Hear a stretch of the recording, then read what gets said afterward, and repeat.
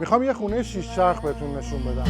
The garden grows in fields so free, in deserts, forests, by the sea.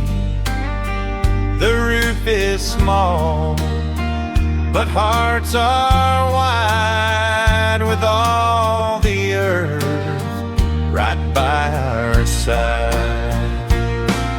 In days when shadows fall like rain, and war brings fear and quiet pain, maybe it's best.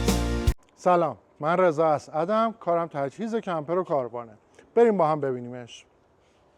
این ماشینی که تجهیز کردیم کاویان 105. راستی همین الان ویدیو رو یه لایک بکنید. اگر بیننده قدیمی ما باشین ویدیو ابرا رو دیدین.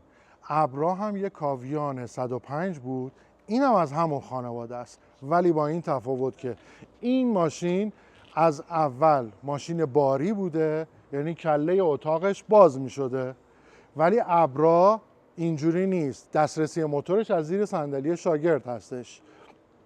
اگه ویدیو ابرا رو ندیدید خواهش میکنم ویدیو کاویان رو که همین ماشینه رو همین الان برید ببینید، اون خیلی خفنه. اتاق این ماشین رو شرکت آفاکو ساخته. علت اینکه اتاق به کابین وصل نشده فقط به خاطر اینکه دسترسی موتور این ماشین هم مثل فورس F38، فورس 6 تون، کاما، کله اتاق باید بلند شه. از نظر موتوری، فنی دقیقاً با ابرا یکیه.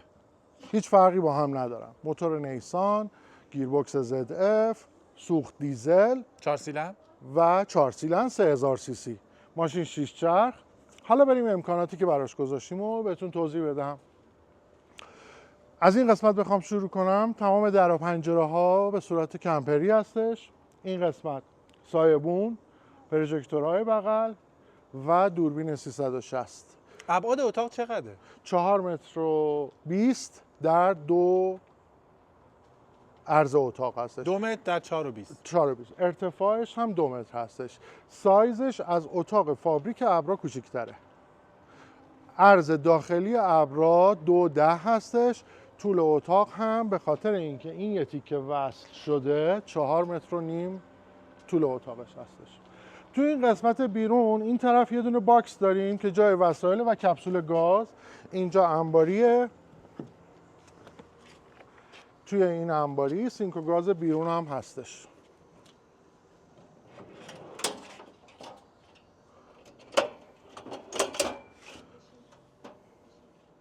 برای آشپزی کردن تو بیرون که بیرون فضای باش. تو طبیعت اشغال کنه. شعله‌اش هم که مثل گاز چیزی باد خاموشش نمیکنه. ما بقیه این فضا هم که فضای باره. به چراغ هم اینجا بره. کلیدش کش. چراغ خواب هم داره اینجا. مرسی. خب اینو میبندیم. میریم قسمت پشت. زاپاس ماشین اومده اینجا.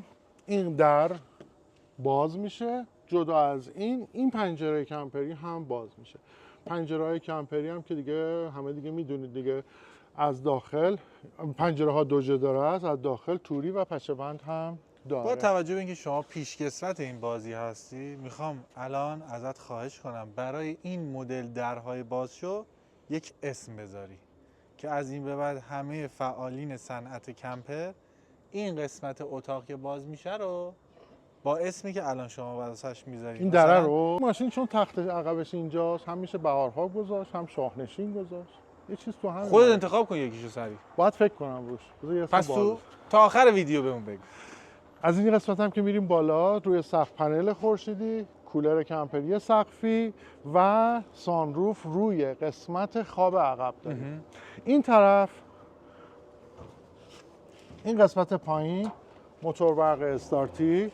علت این که موتور برق رو میذاریم فقط به خاطر اینه که چون کولر درجا داره و کولر درجا هم باید با برق 220 کار بکنه، مجبوریم که موتور برق استفاده کنیم که بتونه تو تایم طولانی کولر کار بکنه.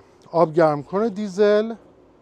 بذار من آب گرم کن و به تصویر بکشم چون فوق العاده است این وسیله. توی این یه قسمت خساست نکنید و همینو ببندید. نمیدونم با موتور آب و گرم کنم و اینا دیگه آره. منسوخ شده. توی این ماشین یه کاری که ما کردیم، آب گرم کن، بخاری در جا و اجاق گاز داخلیش دقیقا مثل ولکان همشون با سوخت دیزل هستن، یعنی احتیاج به کپسول ندارن، فقط تنها کپسولیشون گاز بیرونیش هستش، اونه که فقط با گاز مایع کار میکنه.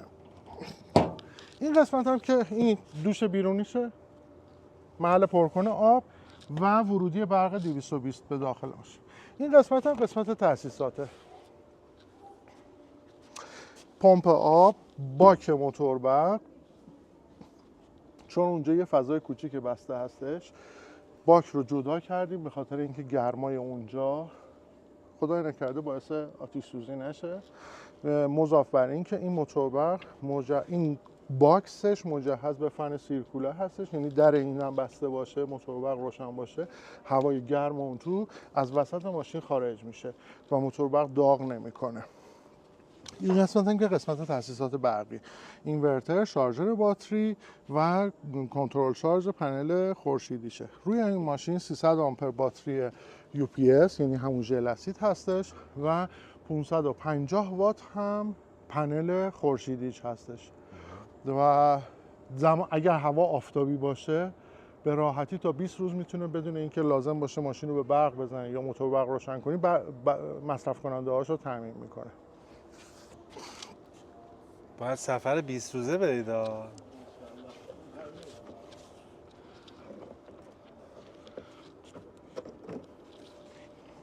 خب دیگه این طرف دیگه فقط پروژکتورها، هواکش توالت و دوربین. این طرف هر 4 طرف ماشین 4 تا دوربین هستش که تجمیع این 4 تا تصویر میشه تصویر دور تا دور ماشین که همون تصویر 360 رو توی کابین هم میبینیم؟ بله تو کابین میبینیم. نه منظورم این جلوی راننده نه این فقط برای قسمت عقب هستش که چون وقتی که استراحت میکنن صدایی میشنون لازم نباشه بیان بیرون یا از پنجره نگاه کنن، به واسطه اون تصویر دور تا دور ماشین رو میتونن ببینن. تمام دوربینا دید در شبه و همه تصویر رو دارن. DVR هم داره. DVR برای ضبط هم داره. بله. که هر چقدر رم بزرگتری بذاریم میزان ضبط بیشتری تایم بیشتری رو داره. تو قسمت در کمپری، سطل آشغالش و یه پله. باز از اونجایی که موکت دیدید حتما کفش در بیارید.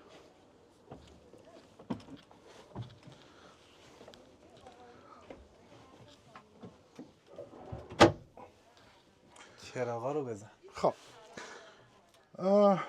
کنترل پنل و کنترل سیستم‌های برقی از این قسمت هستش.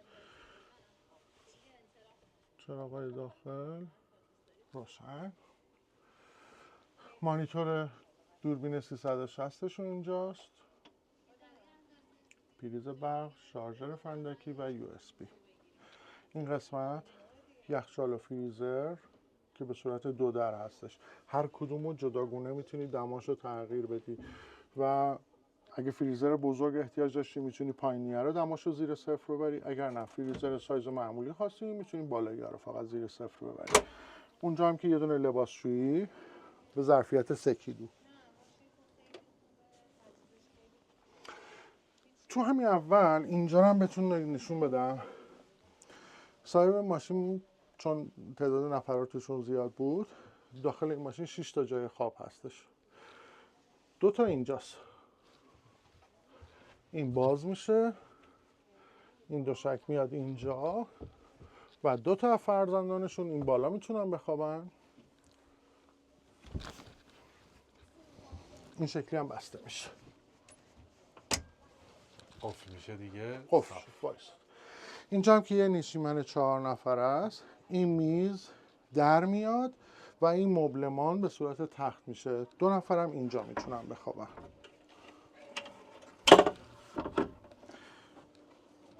این میز میره این وسط که جلو دست و پا نباشه.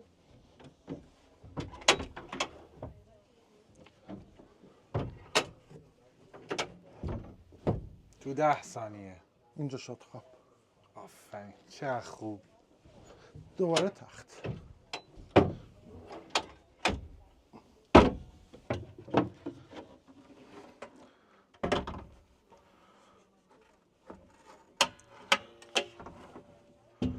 برگشتیم به حالت اول. زمانی که اینجا میشینی این یه حالت زیر دستی و یه کمد کوچولو برای وسیله‌ای که میخواین. زیر این دوتا نشیمن کلا فضای بار هستش برای حالا هر چیزی که بخوام بذارم. عرضم به خدمت شما که پورت شارژر USB و 220 و اینم که کنترل بخاری درجهشون هستش. کنترل بخاری درجه باید تقریبا تو وسط ماشین نصب بشه به خاطر اینکه سنسور دماش روی همین هستش. نمیشه اینو برد بالا یا خیلی پایین گذاشت. باید تقریبا وسط اتاق باشه که دقیقاً هوای میانگین اتاق رو بتونه بسنجه و بر اساس همون ترموستات بکنه این بخاری. در تکمیل فرمایش شما، اگر این تو قسمت بالا باشه دمای بالا رو تشخیص میده و شما همیشه سردتونه. بله. اگر هم پایین باشه دمای سرد پایین رو میگیره و شما همیشه بخاریتون زیاد از حد کار میکنه. این بره توی کمد. تمام کمودا قفل کمپری داره، یعنی وقتی باید ضامن رو فشار بدید تا باز شه، وقتی هم که می‌بندید قفل میشه به این علت که تو حرکت دیگه اینا باز نشه. چه کمدای گنده‌ای هم داره. قشنگ خیر ببینید. خوبی کامیونت اینا. بله.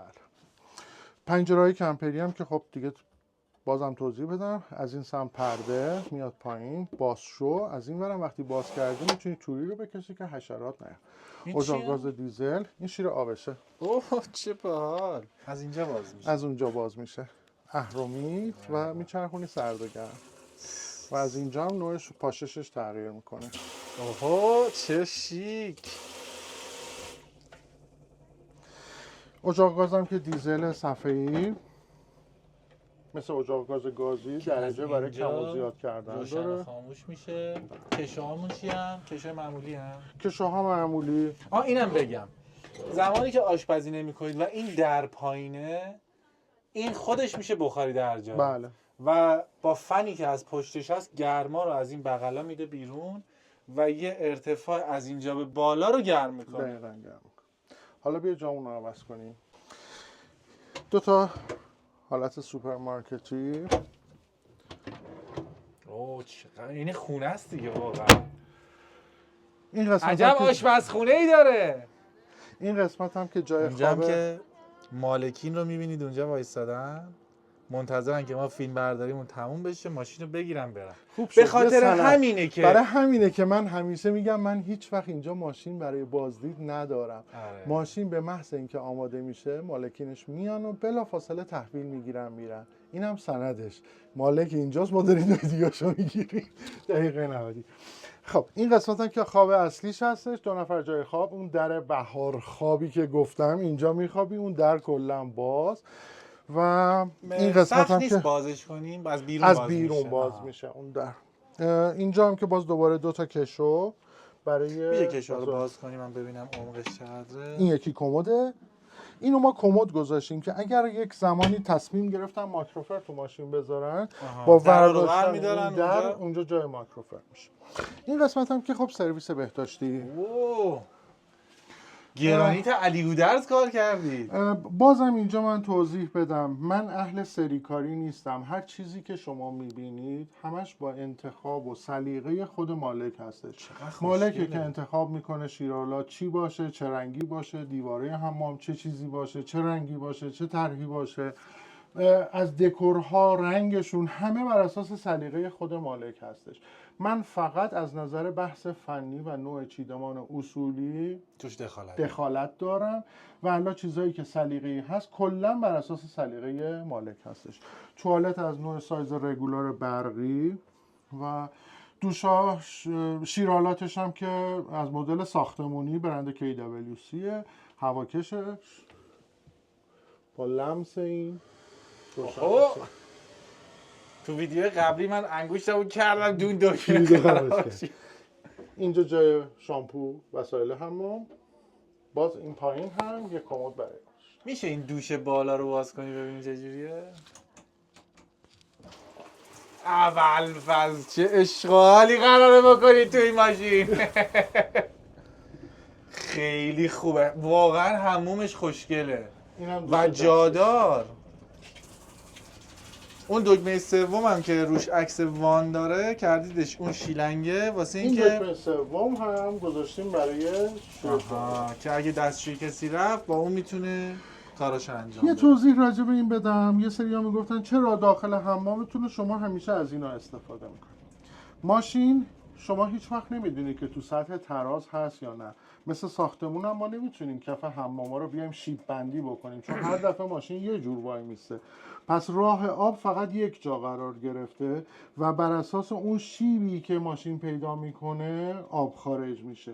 حالا اگه یکی تو حمام باشه ممکنه که توی اون شیب نباشه و آب اونجا جمع بشه، همیشه از حمام میخواد بیاد بیرون، پاش خیسه. این گریلای کف حمام رو ما میذاریم، چوب ضد آب هست، به خاطر اینکه تقریبا 5 سانت از کف فاصله میده. اگر قرار باشه آبی هم بمونه زیر این سطح میمونه و هر دفعه حمام میکنی میای بیرون پات دیگه تو آب نیست بیای بیرون. خیلی طبیعیه اون که آب کف حموم کمپر جمع بشه. 100%، چون هیچ وقت نمیتونی شیب رو دقیقاً بر اساس شیب خروجی که ما گذاشتیم تنظیمش بکنیم. اونجا یه سری دکمه هست، اونها چیه؟ مال این توالته؟ دکمه های توالت هستش که میتونه سیفون تنها کار بکنه، حالت کم مصرف و پر مصرف. الان دکمهش رو زدم، اونجا رو نشون بدی فقط داره سیفون کار میکنه. با یه مکسی موتورش فعال میشه و فاضلاب رو به مخزن هدایت میکنه. اوه این توالت از نوع نسل جدید برند سیفلو هستش. هم صدای موتورش خیلی ضعیفتر هستش، هم فرم کاسش فرق میکنه و هم مصرف آب کمتری داره. راجع به سیفلو یه چیزی بهتون بگم دوستانی که این ویدیو رو میبینید. سیفلو یک برند معروف تولید تجهیزات قایقه، بله. که ما اومدیم این تجهیزات رو چون خیلی شبیه سیستم قایق و کمپر توی کمپر داریم استفاده میکنیم و برند فوق العاده خفنی. دقیقاً. این دوتا کنترل چیه اینجا؟ این کنترل مال دوربین 360. الان ها بیا اینجا دوربینم، الان همینجا تصویر رو ببین که ما میگیم از بالا قابلیت شما نگاه کنید مالک ماشین چجوری اونجا دستش هم تصویر زده. جلوی ماشین، اون یکی دوربین رو بیار. تصویر پشت و تصویر مالک عقب. اونجا وایساده که بره. خب یعنی درصد تصادف در تقریبا آن صفر واحد میشه. هم شما هر 4 طرف رو داریم میبینید. الان مالک اینجاست، اینجا جلوی ماشین، پشت ماشین. من الان دستم از اینجا میارم بیرون، دست منو میبینید. آره. هر جنبنده ای تکون بخوره رو شما اینجا میتونید ببینید به راحتی. کنترل دوم چیه؟ این کنترل دوم مال آب گرم کنه. اوه. این کنترل مال سایبونه. این کنترل مال کولر سقفی 220 ولت برند گریه 12000. خیلی ها سوالشونه که چرا این کمپر کولر نداره. راجع به خیلی از کمپرها این سوال میپرسن، میشه توضیح بدی ببینید چرا؟ کولر، ما صحبتمون روی کولره نه کولرهای خواب. کولر برای اینکه بتونه راندمان خوبی داشته باشه، تأمین انرژیش توی کمپری که با باتری هست مشکله. شما با باتری و اینورتر میتونی یک کولر رو روشن بکنی، ولی برای اینکه 5 ساعت یک کولر روشن باشه حداقل باید 1000 آمپر باتری داشته باشه که بتونید 5 ساعت یک کولر رو روشن نگهش داری. اوکی، تا اینجاش هم هیچ مشکلی نیست. مشکلایی که داره 1000 آمپر باتری خودش یه چیزی نزدیک به 600 کیلو وزن باتری ها میشه و حالا کولر رو روشن کردی، قشنگ خنک شدی، حالا باتری ها خالی شد. این 1000 آمپر یه چیزی حدود 1 هفته باید این ماشین کار کنه، یا اینکه ماشین رو باید یه چیزی حدود 10 روز بزنی به برق شهر تا این 1000 آمپر باتری دوباره فول شارژ بشه. برای همینه که ما میگیم بهترین گزینه برای روشن کردن کولرهای 220 کمپری موتور برقه، چون در آن واحد برق تولید میشه، اینا مصرف میکنه، از ذخیره شما چیزی کم نمیکنه. حالا یه سری کولر داریم که روشون اصلا زده اسلیپ کولر. کولرهایی هستش که برای زمان خوابه، اونم رو ماشین‌های سنگین استفاده میشه که یا با برق 24 کار میکنه یا 12. قاعده استفادهش هم به این صورتی که باید کولر خود ماشین کار بکنه، داخل کابین خنک بشه و توی شب، تو روز چون گرما میخوره بازم کارایی نداره. داخل کابین که دماش اومد پایین ماشین رو خاموش میکنن، این کولر رو روشنش میکنن تا صبح اون دما رو براشون حفظ میکنه. اینکه توی روز فکر کنید که قدرت خنک کنندگی داره دمای 40 درجه بیرون رو بیاره مثلا به 16 درجه، اصلا همچین چیزی امکان نداره. چقدر طول کشید این ماشین درست بشه؟ اول کانال رو سابسکرایب بکنید تا بعد وارد این جزئیات بشیم. زمان تجهیزش تقریبا 1 ماه اتاق سازیشه که شرکت آفاکو انجام داده و حدود 3 ماه هم زمان تجهیزش هستش. هزینه تجهیز این ماشین هم الان که داریم تحویلش میدیم، با توجه به اینکه ما از 3 ماه گذشته شروع کردیم به تجهیز این ماشین و لوازماش خریداری شده، عددی که این ماشین تموم شد، هزینه تجهیزش از ساخت اتاق و هر آنچه که توی این ویدیو دیدید تقریبا 3 میلیارد و 100 شد هزینه تجهیزش. خود ماشین چقدره؟ فکر میکنم 2 تومن خریده بودم بذار ماشین. ازشون بپرسم. آقای اسلام ماشین رو نژاد. چند گرفتید آقای اسلام نژاد؟ 1,500 برج 10 1,500 پارسال. الان 2 برابر هم شده باشه مثلا میشه 3 تومن. 3 تومن.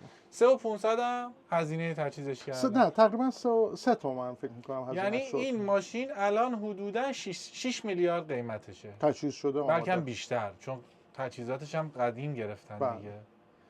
تجهیزات رو تو دلار چند گرفتین؟ 80 90 تومن بوده دیگه. آره تجهیزاتش حالا- تو زمان دلار 80 تومانی بود. پس قیمتی که ما داریم میدیم الان حدوداً دقیق نیست، به روز نیست، به خاطر شرایط کشورمونه که بله، نمیتونیم دقیقش رو متاسفانه. بگیم. و اینکه مرسی ازت رضا جون. قربون شما. شماره موبایل چنه 0912 150 52 98. مرسی از- لایک و سابسکرایب و شیر فراموش نشه. مرسی از اینکه این ویدیو رو وقت گذاشتید و نگاه ارادت کردید. داریم. مرسی از رضا که برامون وقت گذاشت. دست درد نکنه. خدا خداحافظ.